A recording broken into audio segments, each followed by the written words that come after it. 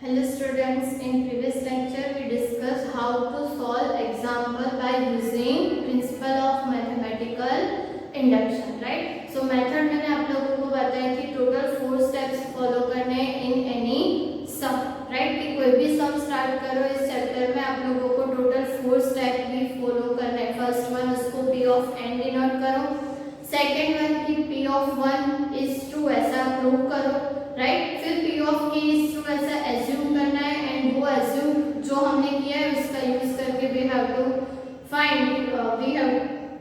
To prove that कि p of k plus 1 is true, right. So ये 4 steps है जो हमें ऑलवेज हर एक सम में फॉलो करने हैं, राइट. डिटेल में सम कैसे लिखना है वो मैंने आप लोगों को प्रीवियस लेक्चर में दिखाया था कि सेंटेंसेस लिखने हैं बीच बीच में, right. So proper method wise कैसे लिखना है वो मैंने आप लोगों को बताया था, राइट. अब मैं सिर्फ मैथमेटिकल स्टेप लिखूंगी लेकिन आप लोगों को सारे जो थ्योरेटिकल सेंटेंस स्टेटमेंट्स जो हमने देखे थे वो सारे हर एक सम में लिखने हैं, राइट. फर्स्ट स्टेप कौन सा था? तो अब हम एक्सरसाइज 4.1 के कुछ सम से वो स्टार्ट करते हैं. सो क्वेश्चन नंबर फर्स्ट हमें वही दिया हुआ है कि हमें मैथमेटिकल इंडक्शन का यूज करके सारे रिजल्ट जो है वो प्रूव करने हैं for every n belongs to n, right. So first question हमें दिया हुआ है कि 1 + 3 square up to 3 raised to n minus 1 is equals to 3 raised to n minus 1 divided by 2. तो फर्स्ट स्टेप हमारा कौन सा था कि जो गिवन स्टेटमेंट है उसे हमें क्या डिनोट करना है? p of n, right. So ये हमारा जो स्टेटमेंट है वो क्या हो जाएगा? p of n, right. अब p of n हमने एज्यूम कर लिया तो सेकंड स्टेप कौन सा था कि p of 1 is true ऐसा हमें प्रूव करना है. So for n is equals to 1 क्या होगा? तो p of 1 LHS क्या है? 1 is equals to RHS में n की जगह 1 पुट आउट करना है. 2/2 is equals to 1 which is true, right. Therefore p of 1 क्या होगा? राइट. अब हमें एज्यूम करना है कि p of k is true, right. So क्या होगा?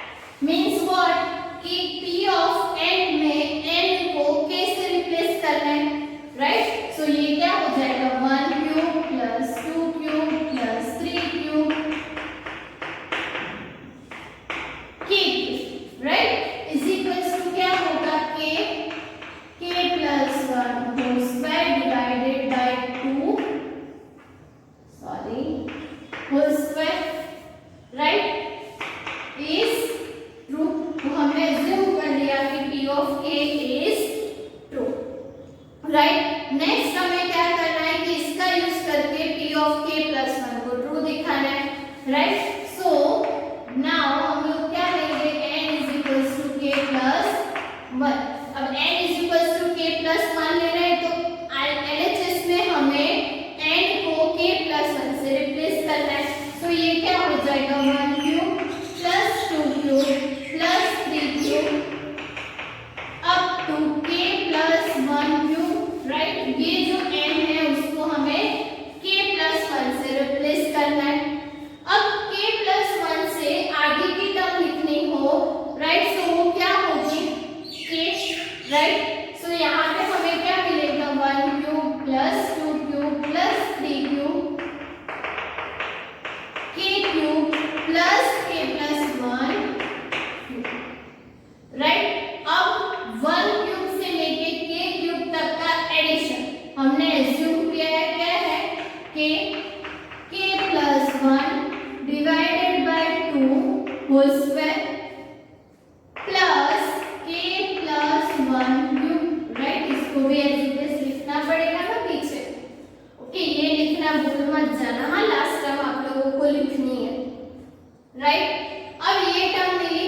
अब आप लोग देखते हैं कि हमें आंसर क्या चाहिए, तो यहाँ पे n को k प्लस 1 से रिप्लेस करोगे तो क्या होगा, k plus 1 plus 1 that means कि k प्लस 2 डिवाइडेड बाय 2 का होल स्क्वायर, राइट। सो ये चीज हमें लानी है। अब डिवाइड बाय 2 हमें चाहिए तो हम क्या करेंगे, एलसीएम। सो ये क्या हो जाएगा, पहले तो हम लोग इसे किस तरह से लिख सकते हैं, तो k square k plus 1 square divided by 4 plus k plus 1 cube, right. अब एलसीएम लेंगे तो क्या होगा, k square k plus 1 square plus 4 into k plus 1 cube divided by 4, right. अब क्योंकि हमें k प्लस 1 का होल स्क्वायर चाहिए इसीलिए हमने यहाँ पे ब्रैकेट ओपन नहीं किए, राइट। क्योंकि अब देखोगे तो हम लोग k प्लस 1 का होल स्क्वायर कॉमन निकाल सकते हैं और वही हमें आंसर में चाहिए, राइट। सो जब भी सिंप्लीफिकेशन करो तो ऐसा नहीं कि k प्लस 1 के क्यूब का फॉर्मूला रख दिया और फिर सिंप्लीफाई किया, वो आप लोगों के लिए डिफिकल्ट हो जाएगा, राइट। सो जैसा है वैसा रहने दो, पहले एलसीएम ले लो, देखो क्या कॉमन निकल रहा है, राइट, क्या हमें आंसर में चाहिए, उसके अकॉर्डिंग कुछ टर्म मिल रही है तो उसको एज इट इज रहने दो, बाकी की जो टर्म है उसको सिंप्लीफाई करो, राइट। अब यहाँ पे k प्लस 1 का स्क्वायर कॉमन निकलेगा, राइट। सो क्या बचेगा, k square plus 4 into k plus 1, right, divided by 4। अब ये क्या हो जाएगा, k square plus 4k plus 4, यहाँ पे क्या मिलेगा, k plus 1 whole square k square plus 4k plus 4 divided by 4, right. अब k square plus 4k plus 4 जो है वो क्या होगा, k प्लस 2 का होल स्क्वायर, राइट। तो यहाँ पे क्या मिलेगा, k plus 1 whole square k plus 2 whole square divided by 4। अब इसको हम लोग ऐसे लिख सकते हैं, k plus 1 k plus 2 divided by 2 का होल स्क्वायर, राइट। सो हमें जो आंसर चाहिए था वो हमें मिल गया। दैट मीन्स कि हम लोग कह सकते हैं कि therefore p of k plus 1 is true whenever p of k is true and hence p of n is true, right। सो ये मेथड आप लोगों को करना है, राइट। सो मेथड सेम ही आप लोगों को सिर्फ ध्यान में रखना है कि उसको लिखना कैसे, उसको करना कैसे, राइट। एक और सम देखते हैं, क्वेश्चन नंबर 3। तो क्वेश्चन नंबर 3 में भी आप लोगों को एक रिजल्ट दिया हुआ है, वही हमें प्रूव करना है, राइट। सो करते हैं नेक्स्ट क्वेश्चन, उसमें भी सेम मेथड आप लोगों को फॉलो करनी है। सिर्फ आप लोग जब भी p of k plus 1 prove करो तो उसके लिए थोड़ी बहुत आप लोगों को ध्यान रखना पड़ेगा कि वहां पे आंसर किस तरह से लाना है, राइट। मिल तो जाएगा, आप लोग अगर ब्रैकेट ओपन कर दोगे फिर कंफ्यूज हो जाओ क्योंकि टर्म्स बहुत ज्यादा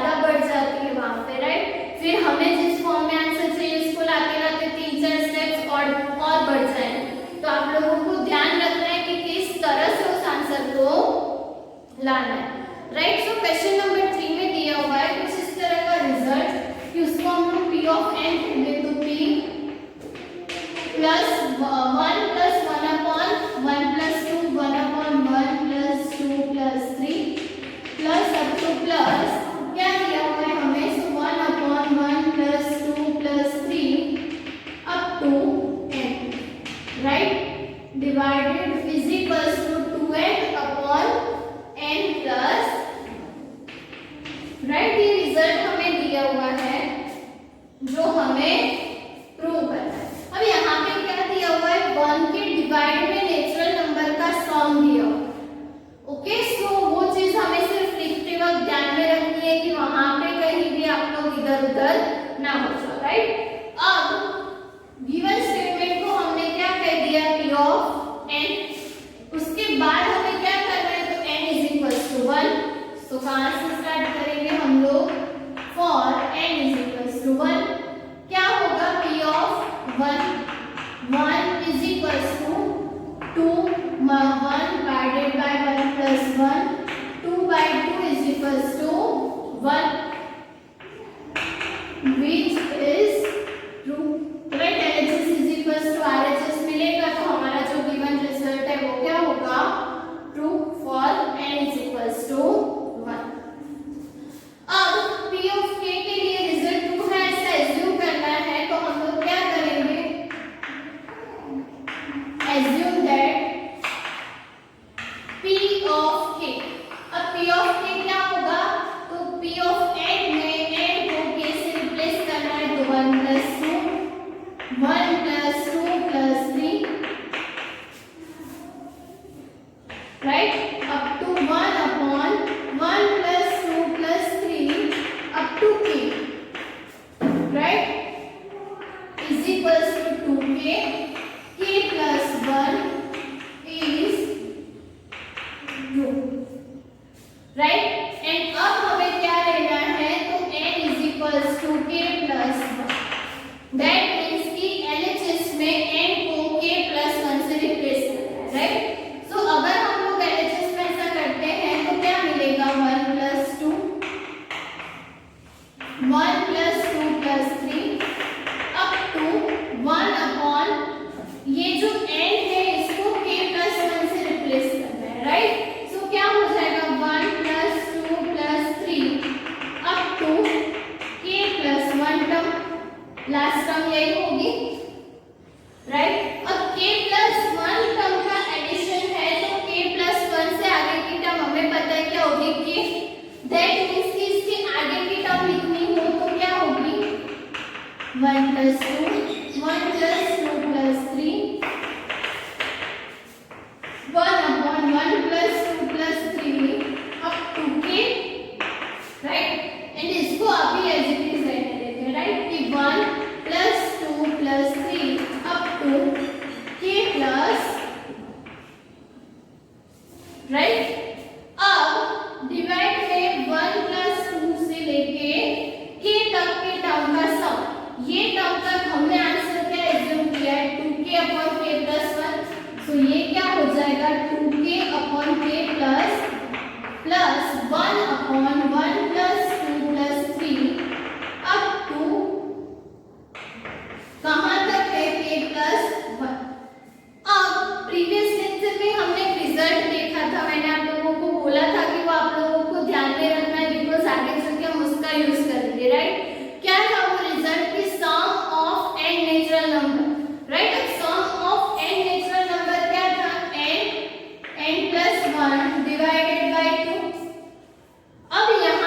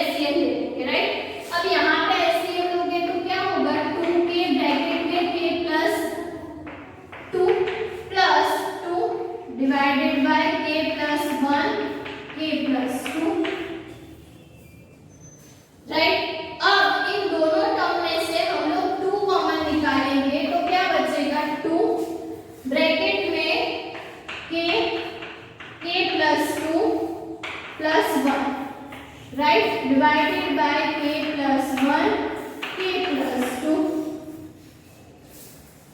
ओके, अब इसको मल्टीप्लाई करेंगे तो क्या बचेगा, k square plus 2k plus 1 divided by k plus 1 k plus 2। अब ये क्या हो जाएगा, k प्लस 1 का whole square, right, so 2 into k plus 1 का whole square divided by k plus 1 k plus 2। ये k प्लस 1 स्क्वायर कैंसिल हो जाएगा तो मिल जाएगा 2 into k plus 1 divided by k plus 2। सो हमें जो आंसर चाहिए था वो हमें मिल गया, राइट। सो सेम प्रोसेस आप लोगों को हर एक सम में करनी है, राइट। आई होप कि अब आप लोगों को क्लियरली समझ में आया होगा कि आप लोगों को किस तरह से हर एक सम में प्रूव करना है, राइट। जैसे जैसे हम और आगे के सम करेंगे आप लोगों को जो भी थोड़े बहुत भी डाउट्स होंगे या कुछ और मेथड के सम भी है आगे वो भी हम लोग देखेंगे, राइट। लेकिन